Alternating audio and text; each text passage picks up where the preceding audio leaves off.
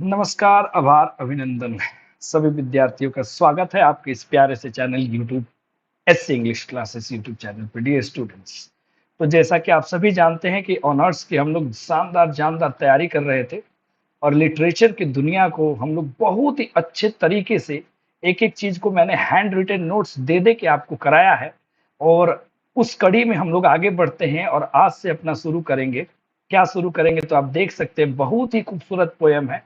YouTube पर ढेरों लोगों ने इस पोएट्री को डील करा है, लेकिन मैं वैसे डील करूंगा जैसे कि एक लिटरेचर के स्टूडेंट को, एक ऑनर्स के स्टूडेंट को पढ़ना चाहिए। उस वे में मैं आपको डिस्कस करूंगा। एक एक वर्ड, एक एक फ्रेजेस, एक एक स्टेंजा को बारीकी से हम लोग समझने का कोशिश करेंगे, ताकि आपको एग्जाम में कभी भी कहीं से भी कोई क्वेश्चन आए तो आप आसानी से सॉल्व कर सको।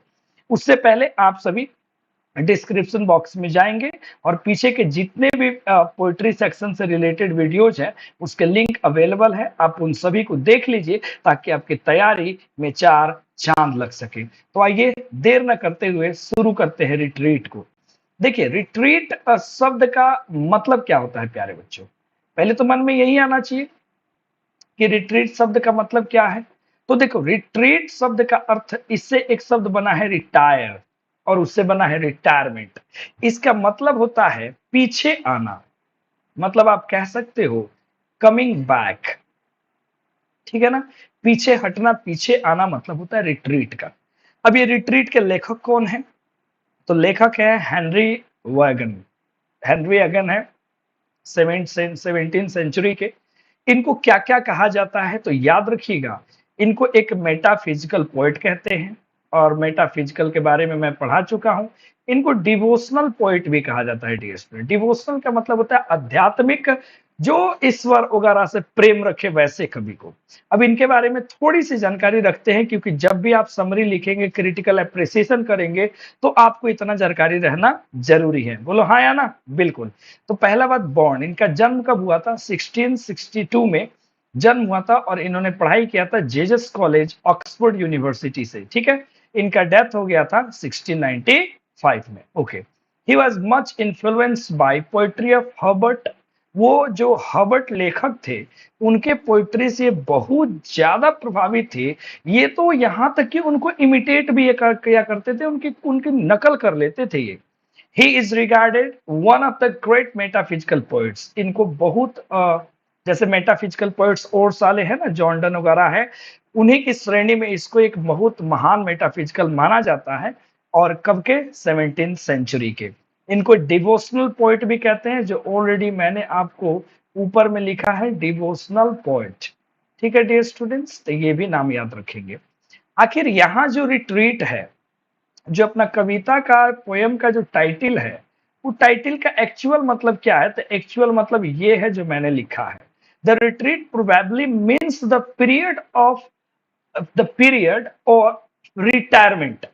पीरियड ऑफ क्या? रिटायरमेंट के समय को हम कहते हैं रिट्रीट। कहां से रिटायरमेंट? रिलीजियस से रिटायरमेंट लेना, सेल्फ एग्जामिनेशन से खुद को जहां जांच परख करते हैं उससे रिटायरमेंट ले लेना, मेडिटेशन से रिटायरमेंट ले लेना, और स्पेशल प्रेयर से रिटायरमेंट ले लेना। मतलब इसका मतलब है कि आप आगे जीवन में बढ़ चुके हो, उससे पीछे हट जाना। आप जहां भी हो उससे पीछे हट जाना। मतलब आप एक उम्र में चले गए हो कि रिलीजन के बारे में आपको जानकारी है, खुद को आप जांचते हो, परखते हो कि आप सही हो या गलत हो, मेडिटेशन आप करते, स्पेशल प्रेयर करते, वहां से पीछे हटना मतलब होता है रिट्रीट। इसका मतलब होता है रिट्रीट।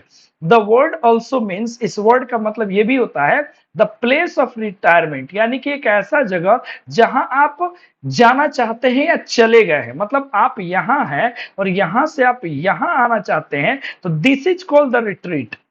आई होप कि आपको समझ में आ गया होगा। जैसे आप इस उम्र में हैं और सोचते हैं कि काश अगर आप फिर से नर्सरी में चल जाए, एलकेजी में चल जाए, तो कितना मजा आएगा ना। बचपन सभी को प्यारा होता है। ठीक है। ये पोयम सबसे पहले पब्लिश किया गया था एंथ्रोपोलॉजी। एंथ्रोपोलॉजी मतलब होता है कलेक्शन ऑफ पोएम्स। तो कवि ने कलेक्शन ऑफ पोएम किया था, इसका नाम इन्होंने दिया था साइलेक सिंटिलेशन। और इसी में से ये पोयम अब इसको पब्लिश किया गया बाद में, क्या करके? आप समझते हैं, रिट्रीट। या मैंने दो तस्वीरें बनाई है डियर स्टूडेंट, आप समझ सकते हो। ये क्यूट स्माइल वाला प्यारा बच्चा है, ठीक है। और ये जो समय होता है ना सर, ये प्योर गॉड का समय, तो कहते हैं ना भगवान माने बच्चे भगवान के रूप होते हैं। तो इस समय पूरा गॉड से अपना कनेक्शन होता है, हम लोग ईश्वरीय प्रेम में डूबे रहते हैं, हमारा और ईश्वर का कनेक्शन बहुत ही करीब का होता है ना। तो ये स्माइल फेस वाला, और यहाँ से हम आ जाते हैं यहाँ पे, यानी कि जब हम मैनहुड में पहुंच जाते हैं, ये मैंने अपनी फोटो लगा दी है, कोई मिल नहीं रहा था, सोचा अपना ही थोड़ा सा ऐड हो जाए। तो इस उम्र में हम चले आते हैं और यहाँ जाकर के लगता है कि हमें कहाँ जाना चाहिए, यहाँ चले जाना चाहिए।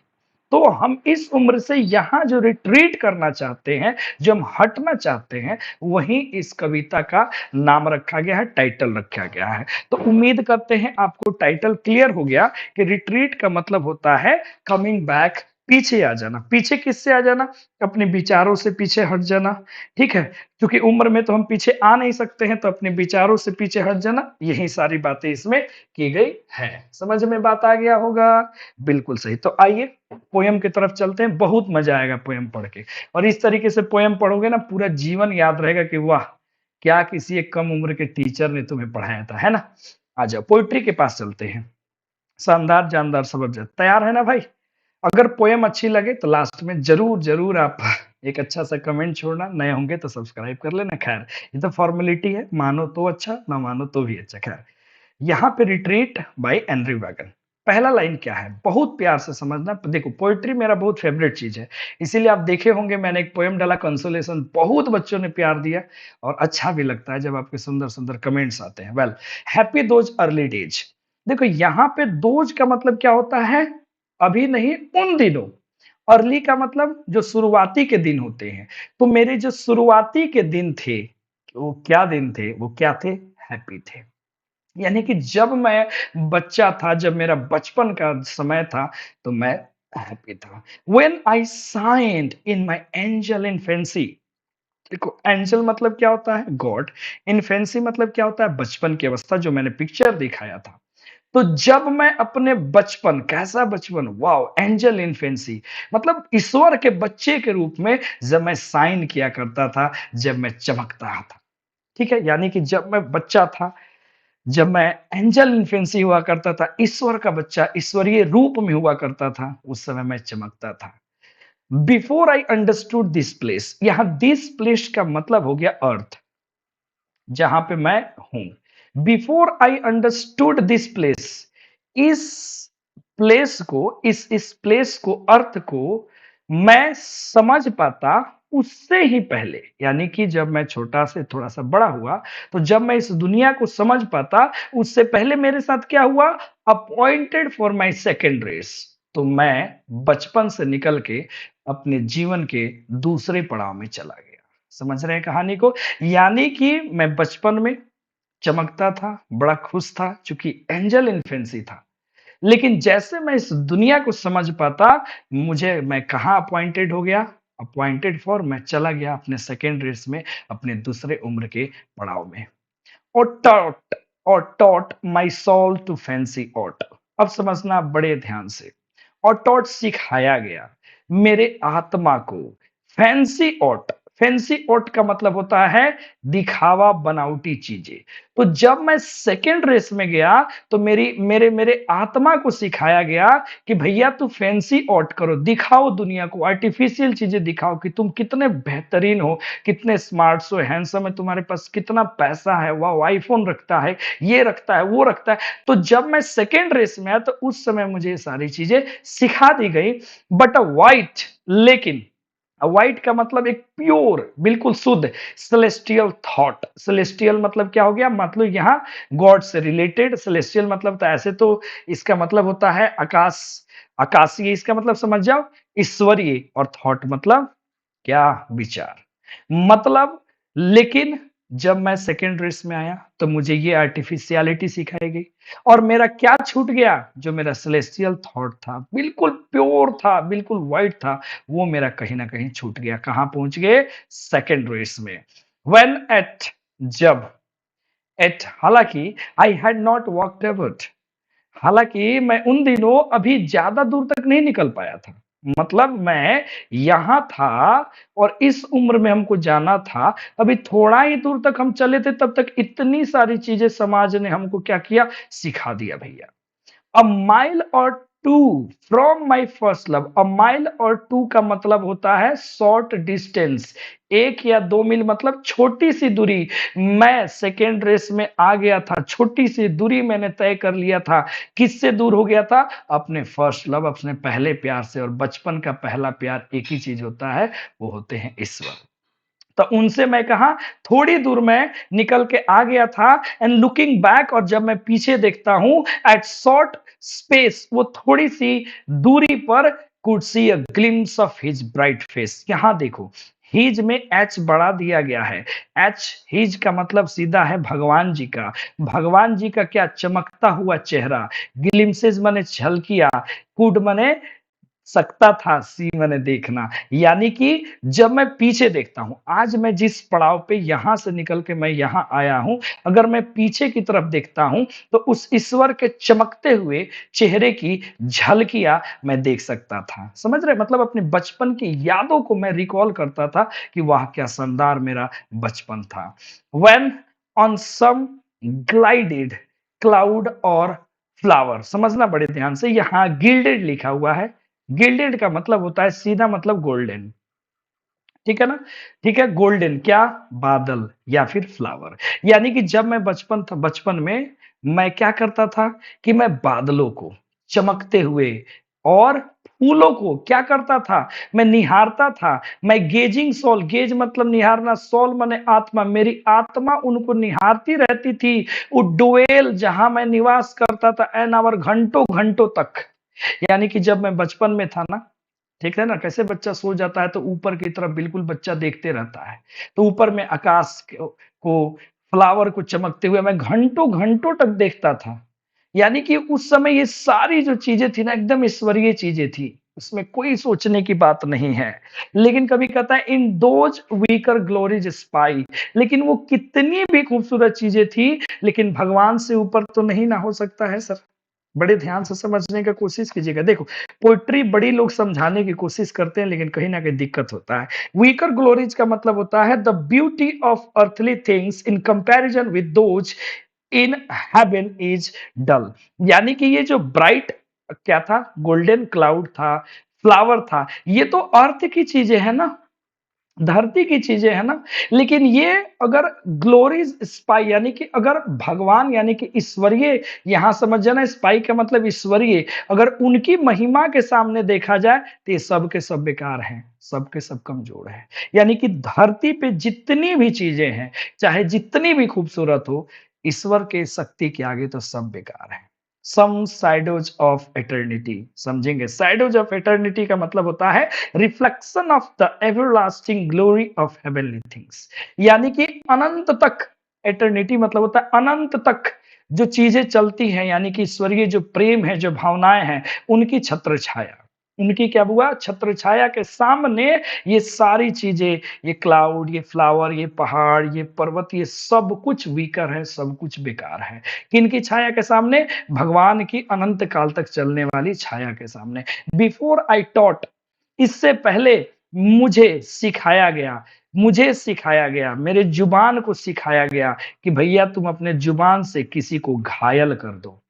यानी कि समझ रहे हैं ना, जैसे हम बड़े होते हैं तो हमारे अंदर क्या ईगो आना शुरू हो जाता है, एंड वी बिकम इगोइस्ट, हम इगोइस्ट हो जाते हैं कि हमें सीख जाते हैं कि अपने जुबान से किसी को कैसे हमें क्या करना है, घायल करना है। बिफोर आई टॉट, इससे पहले मुझे सिखाया गया, क्या सिखाया गया, कि तुम किसी को अपने शब्दों से घायल कर दो। माई कंसाइज, कंसाइज का मतलब हो गया सेंस, कंसाइंस मतलब सेंस, मेरी बुद्धि विद अ सीनफुल साउंड, सीनफुल माने क्या होता है, सीन मतलब होता है पाप, श्राप से भर गया था। मतलब मेरी बुद्धि पूरा का पूरा पाप से, नेगेटिव थॉट से भर चुका था। और had the back black art to dispense, और मुझे यह भी सिखाया गया कि जो ब्लैक आर्ट है, ब्लैक आर्ट को कहते हैं काला जादू। मतलब अब भी काला जादू का मतलब यहाँ ये मत समझना कि किसी को कारण और कोई कर दे, नहीं। यहाँ ब्लैक आर्ट मतलब होता है गलत चीजें, जैसे गाली देना, किसी को ठेस पहुंचाना। वो चीज मुझे सिखाया गया कि बेटा तू उसे डिस्पेंस करो। डिस्पेंस का अर्थ होता है क्या कर दो, डिस्ट्रीब्यूट कर दो। क्या कर दो, डिस्ट्रीब्यूट कर दो। समझ रहे हैं ना, जैसे जैसे हम लोग बड़े होते हैं ये सारी चीजें हमारे अंदर में बिल्डअप होनी शुरू हो जाती है ना। A several sin to every sense, यानी कि जितने भी अलग अलग प्रकार के पाप है बेटा तू हर सेंस को, हर इंसान को तू सिखा दे। ये मुझे सिखाया गया जब मैं बचपन छोड़ के सेकेंड रेस में पहुंचा तब। But felt through all this fleshy dress, देखो ये फ्लेसी मतलब, फ्लैश मतलब होता है मांस, अब फ्लेसी मतलब मांस से, और ड्रेस मतलब वस्त्र। तो मांस का ड्रेस क्या होता है, अच्छा मतलब मान लीजिए किसी को अगर मांस का ड्रेस, जैसे हम लोग है कंकाल और उसके ऊपर हम लोग मांस नामक ड्रेस पहने हैं, कुल मिला के यहाँ पे हो गया body of the people, body. But felt, लेकिन महसूस किया, through all this fleshy dress, ये जितने भी शरीर हैं सब ब्राइट सूट्स ऑफ एवर लास्टिंगनेस, यानी कि ये सारी चीजें जो है ना, ब्राइट सूट्स एवर लास्टिंगनेस का मतलब होता है, समझिएगा ध्यान से, कि इसका मतलब होता है कि the sense of immortality it present even the bodily powers, यानी कि हर एक शरीर में क्या बसा हुआ है, सेंस ऑफ इमोर्टिलिटी, अनंत तक बने रहने की क्षमता। मतलब कहने का मतलब जितने भी इंसान हैं अगर वो रिट्रीट कर जाए तो वो अनंत तक बने रहेंगे, उनके अंदर यादें बनी रहेंगी, है ना। अब कभी यहाँ पे हम लोग को पूरा का पूरा क्या समझाने की कोशिश किया, तो हमें समझाने की कोशिश किया कि जब हम इन्फेंसी से, जब हम आगे बढ़ते हैं अपने सेकेंड रेस के तरफ चले जाते हैं, सेकेंड रेस मतलब जब उम्र में हम लोग मैनहुड के तरफ चले जाते हैं, बड़े हो जाते हैं, तो हमारा क्या-क्या पीछे छूट जाता है, और फिर हम यहाँ आकर के कभी चाहता है कि मैं पीछे जाना चाहता हूँ, इसी पे जाना चाहता हूँ। और इस समय क्या होता है, तो एंजल इन्फेंसी होता है, चीजें खूबसूरत लगती हैं, ईश्वर के हम काफी क्लोज रहते हैं, भगवान के बच्चे रहते हैं, वो सारी चीजें बताता है। लेकिन अब उस चीज को समझाएगा कि असंभव अभी नहीं है। अब तुम ही बताओ, जिस एज में तुम आ गए हो, अगर तुम सोच रहे हो कि अब हम बच्चे हो जाएं, पॉसिबल नहीं ना है। कब होगा, फिर मरोगे, फिर पैदा होगे, फिर आओगे। अब कभी कहता है oh oh, how I long travel back, how I long, कितना मैं ज्यादा ट्रेवल बैक, मैं पीछे जाऊं। मतलब कभी का कहना है कि हम बहुत आगे आ चुके हैं। And trade again that ancient track, trade मतलब मैं वॉक कर सकूं, मैं वॉक कर सकूं फिर से, और जा सकूं उसी एंशियंट ट्रैक पे, उसी प्राचीन रास्ते पे, यानी कि उस चाइल्डहुड में, उस बचपन में मैं जा सकूं। कभी कह रहे हैं कि कितना हम पीछे जाएं, इतना आगे आ चुके हैं कि अब पीछे जाना नामुमकिन सा लग रहा है। That I might once more reach that plain, काश मैं एक बार उस प्लेन, उस बचपन में, यहाँ इसका भी मतलब उहे भइल बाबू, हमर बचपन में हम पहुंच पाते, वेयर जहां I left my glorious train, जहां मैंने अपनी ग्लोरियस ट्रेन, यानी कि एकदम चमचमाती ट्रेन, गौरवमय ट्रेन मैंने खो दिया। कभी की कल्पना है कि सब लोग आगे जाना चाहते हैं, लेकिन हम जाना चाहते हैं अपनी बचपन में, उस समय उस ट्रेन को पकड़ने, जो ग्लोरियस ट्रेन थी, जो मुझसे छूट गया था।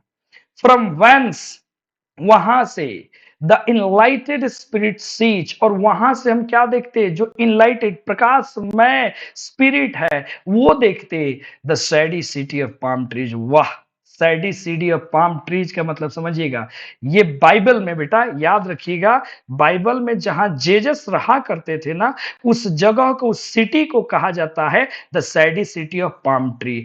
मतलब बाइबल में कहा गया है, in the Bible the ancient city of Jesus is spoken of as the city of palms, यानी कि जो बचपन का मेरा समय था वो कैसा जगह था सर, समझ रहे ना, सैडी सिटी ऑफ पाम ट्रीज, वैसे ही जैसे कि ईसा मसीह का था, क्राइस्ट का था, बाइबल में इसकी चर्चा की गई है ना।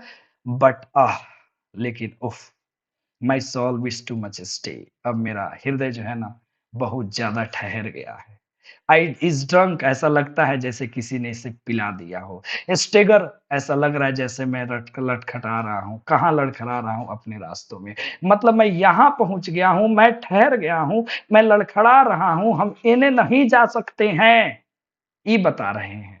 सम में कुछ ऐसे लोग हैं जो आगे जाना, फॉरवर्ड मोशन, आगे की यात्रा को बड़ा प्यार करते हैं।